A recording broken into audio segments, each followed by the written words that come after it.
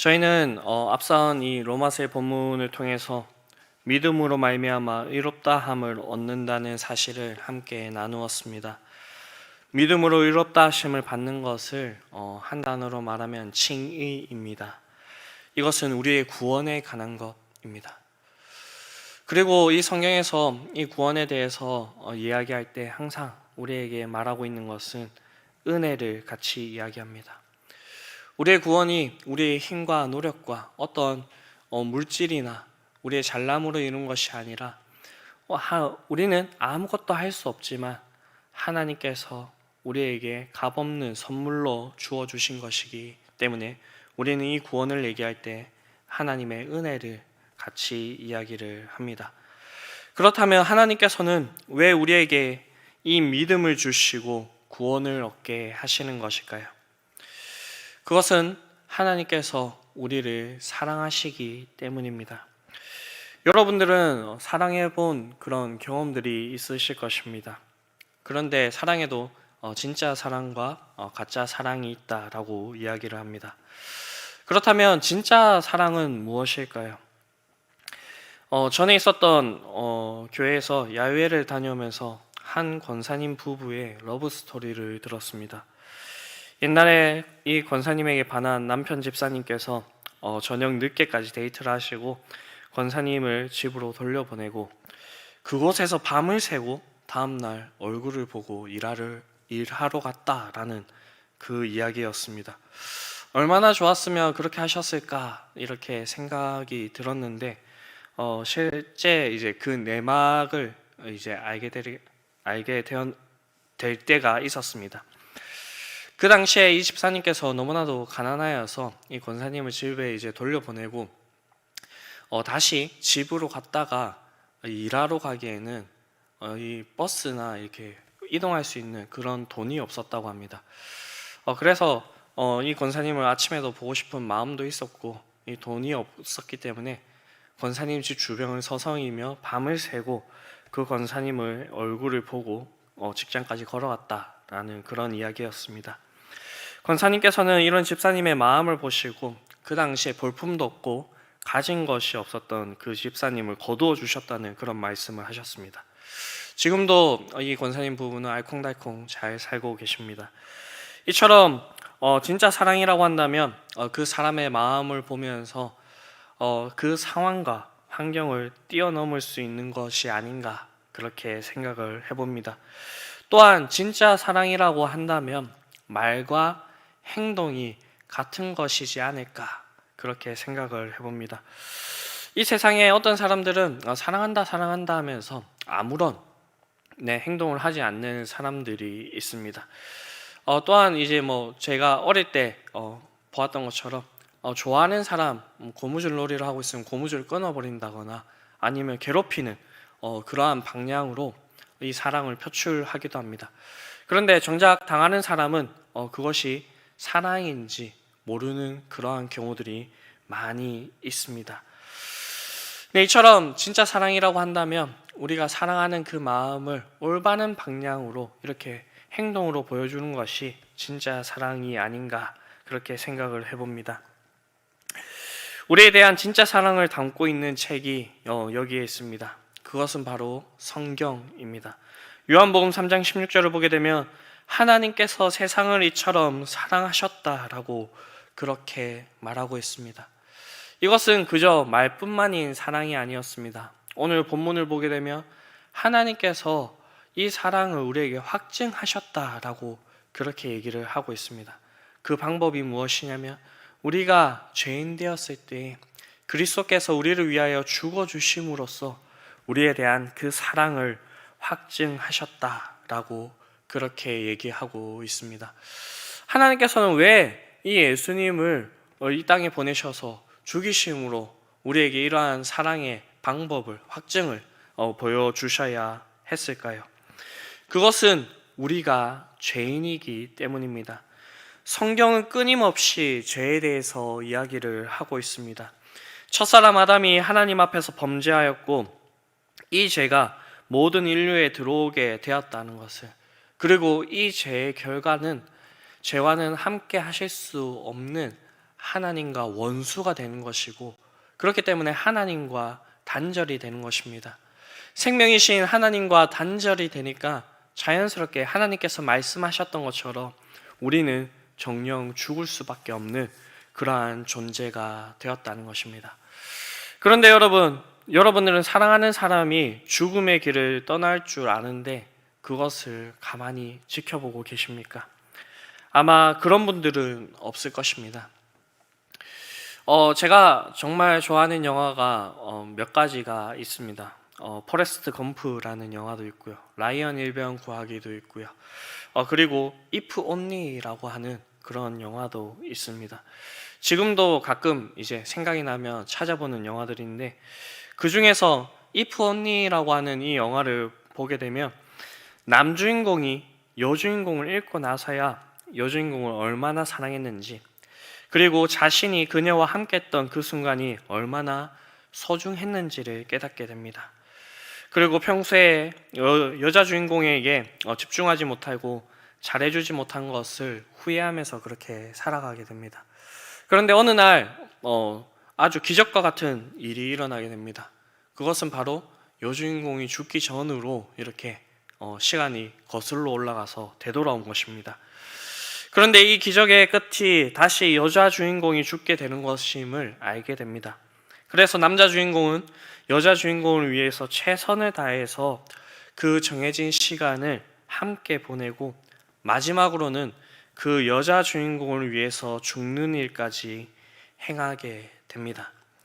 이처럼 사랑하는 사람이 죽을 줄 알면서 그냥 두는 사람은 없을 것입니다. 그 사람을 위해서 자신의 목숨을 버려서라도 그 사랑하는 사람을 살리기 위해서 노력할 것입니다.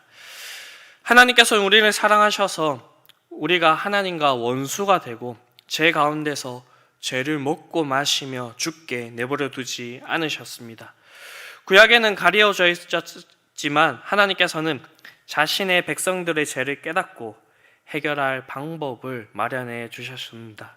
그것이 율법으로 죄를 깨닫게 하시고 제사법을 통해서 한시적이긴 하지만 죄를 용서해 주신 것입니다. 신약에 넘어와서 이것이 아주 분명해졌습니다. 하나님께서 약속하신 대로 메시아인 예수 그리스도를 우리에게 보내주셨고 자신의 독생하신 아들 예수 그리스도를 화목 제물로 삼으셔서 하나님과 우리 화목하도록 그렇게 하셨습니다. 이 사랑의 결과로 우리는 믿음으로 의롭다 하심을 얻게 되었고 하나님과 화평을 누리게 되었습니다. 여러분들은 이 화평이 무엇인지 정확하게 아십니까? 화평은 단순히 싸워서 화해하는 것을 말하는 것이 아닙니다. 성경이 말하는 화평은 단순히 싸우고 화해하는 것을 넘어서 불화와 악이 완전히 사라지고 참된 안녕과 행복이 우리에게 기쁨이 충만한 그 상태를 이야기하는 것입니다. 이러한 상태가 언제 있었을까요? 성경을 쭉 살펴보니까 바로 하나님께서 온 우주 만물을 창조하시고 보기에 좋았더라 라고 하셨던 그 순간이 아닐까 그렇게 생각을 해보았습니다. 그렇다면 이것은 창세기에 기록되어 있는 아주 먼 옛날의 이야기인데 이것을 우리가 누릴 수 없을까요? 라고 이렇게 생각을 해볼 수가 있을 것입니다. 그런데 그것은 아닙니다. 우리가 이러한 것을 누릴 수가 있는데 그것이 언제냐면 예수 그리스도로 말미암아 이루어진 것들을 우리가 믿음으로 받아 누릴 때에 우리가 이것을 온전히 누리게 된다라는 것입니다. 즉 우리가 천국의 기쁨을 누리게 된다는 것입니다. 그런데 우리는 이미와 아직 아니의 시대를 살아가고 있습니다. 예수님께서 이 모든 것을 이루어 주셨지만 하나님께서 우리에게 약속하신 바 예수님께서 다시 오시는 그날이 이루어지지 않았습니다. 그러면서 우리는 이 세상에 살아가게 되죠. 그렇기 때문에 우리는 이 땅 가운데 살아가면서 여러 가지 일들을 겪으면서 하나님께서 약속해 주신 그 하나님의 영광을 바라고 즐거워하는 그러한 삶을 살아가게 되는 것입니다. 그런데 이 삶 가운데서는 우리가 항상 평탄하고 순탄하며 기쁨과 행복이 넘친다라고만 그렇게 얘기하고 있지 않습니다. 우리가 이 삶을 살아가는 동안에 환난도 우리에게 있다라고 그렇게 얘기를 하고 있습니다. 그런데 이 환난 중에도 우리가 즐거워할 수 있다라고 오늘 본문에서 바울이 이야기하고 있습니다. 우리가 이 환난 중에 즐거워할 수 있는 그 이유는 무엇일까요? 네, 이 세상 사람들과 달리 우리에게 예수 그리스도를 믿는 그 믿음이 있고, 이 환난조차도 하나님께서 우리를 위해서 예비하시고 준비하셨다라는 것을 우리가 알기 때문입니다. 성경에서 아는 것은 매우 중요합니다. 특히 이 안다는 것은 그저 우리가 지식적으로만 알고 동의하는 것을 이야기하지 않습니다. 우리가 체험적으로 이 하나님에 대해서 경험해서 아는 것에 대해서 얘기를 합니다. 많은 믿음의 선배들이 이 환난 가운데서 하나님을 바라보면서 즐거워하였습니다. 그리고 이 환난 가운데 하나님을 바라는 자들에게 하나님께서는 특별한 역사로 나타나셨고 그들의 길을 선하게 인도하셨음을 우리는 성경을 통하여서 알 수가 있습니다. 그렇기 때문에 사도 바울은 이 환난은 인내를 낳는다라고 우리에게 이야기를 하고 있습니다. 인내란 말은 우리말로는 참는다라는 것입니다. 그런데 이 인내라는 단어를 원문으로 이렇게 찾아보니까 이 원문 단어로 푸시케라고 하는데, 이것은 이 세상을 이기는 정신을 뜻하고 있습니다. 다시 말하면 이 세상을 이기는 힘을 생산하는 적극적인 의미가 있다는 것입니다. 참는 게 어떻게 이 세상을 이길 수 있는 힘을 이렇게 길러내는 것일까라는 생각이 들 수가 있습니다. 그런데 성경에서 이야기하고 있는 인내의 사용을 쭉 보게 되면 이 인내가 결코 어떤 큰 상황이나 우리의 힘으로 해결할 수 없는 그 상황 가운데서 우리가 마지못해서 참는 것이 아니라라는 것입니다. 성경에서 말하고 있는 이 인내는 하나님의 말씀대로 살아가면서 하나님의 때를 기다리면서 하나님께서 우리를 위해서 일해 주시는 것을 믿음으로 참는 것입니다. 그래서 환난 가운데 그 자리에 주저앉는 것이 아니라 주어진 상 가운데서 우리와 함께 하시며 언젠가 이 모든 순간들을 역전하여서 선으로 바꾸실 그 하나님을 바라보면서 참는 것입니다. 그렇기 때문에 우리의 주어진 하루하루를 힘들더라도 우리가 살아갈 수가 있는 것입니다.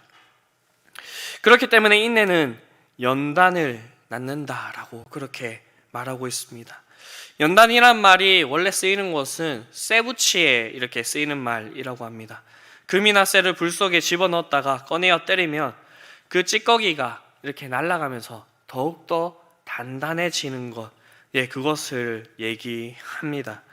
연단을 이룬다는 것은 그저 덜 떨어진 그런 찌꺼기를 털어내는 것이 아니라 그 순수한 상태로 돌아가는 것이고 아주 강한 상태로 이렇게 만들어지는 것입니다.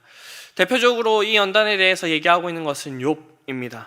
고난을 당하면서 욥은 이렇게 고백했습니다. 나의 가는 길을 오직 그가 아시나니 그가 나를 단련하신 후에는 내가 정금같이 나아오리라 라고 이렇게 고백을 했습니다. 그리고 욥의 이야기에 거의 결론에 이르게 되면 욥이 했던 고백이 있습니다. 내가 귀로만 들었던 하나님을 이제 눈으로 보아서 알게 되었다라는 것입니다.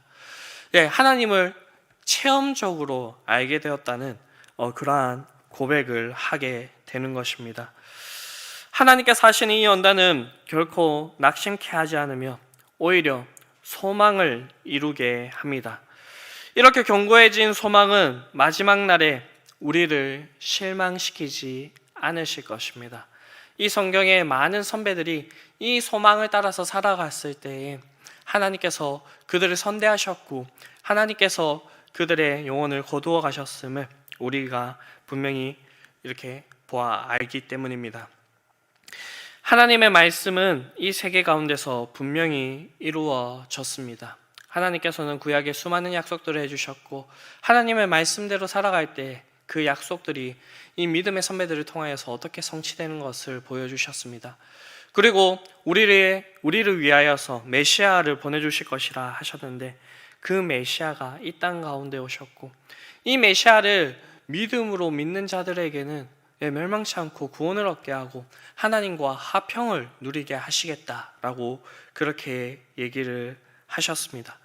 그리고 이 세상 살아가는 동안에 우리가 이 믿음을 가지고 살아갈 때 심판을 넘어서 이 마지막 예수님의 재림의 때에 우리가 하나님의 나라에 들어가게 될 것이라 그렇게 얘기하고 있습니다. 많은 믿음의 선배들이 이 길을 걸어갔습니다. 아브라함도, 욥도, 모세도, 다윗도 환난을 넘어서 인내하고 연단을 바라보면서 바라던 하나님 나라에 들어갔습니다. 이 소망은 우리를 결코 부끄럽게 하지 않을 것입니다. 우리가 이 소망을 가질 수 있고 이 과정을 걸을 수 있는 것은 하나님께서 우리를 사랑하셨기 때문입니다. 오늘날 여기 앉아있는 우리도 이 하나님의 사랑을 받은 자들입니다. 그렇기 때문에 우리가 이 세상을 살아가는 동안에 믿음으로 예수 그리스도 안에서 살아가게 된다면 하나님께서는 우리에게 약속하셨던 그 모든 것들을 선으로 바꾸어 우리에게 적용시켜 주실 것이며 우리가 이 세상 살아가는 동안에 하나님을 온전히 의지하면서 이 세상의 길과 법도에 따라서 살아가는 것이 아니라 하나님의 길과 하나님의 법을 따라서 살아갈 수 있을 것입니다. 오늘 우리 삶 가운데서 우리로 화목하게 하신 이 우리 주 예수 그리스도로 말미암아 하나님 안에서 참으로 즐거워하시는 그러한 삶을 살아가실 수 있게 되기를 간절히 바랍니다. 주기도문 하시겠습니다. 하늘에 계신 우리 아버지, 아버지의 이름을 거룩하게 하시며 아버지의 나라가 오게 하시며 아버지의 뜻이 하늘에서와 같이 땅에서도 이루어지게 하소서. 오늘 우리에게 일용할 양식을 주시고 우리가 우리에게 잘못한 사람을 용서하여 준 것 같이 우리 죄를 용서하여 주시고 우리를 시험에 빠지지 않게 하시고 악에서 구하소서. 나라와 권능과 영광이 영원히 아버지의 것입니다. 아멘.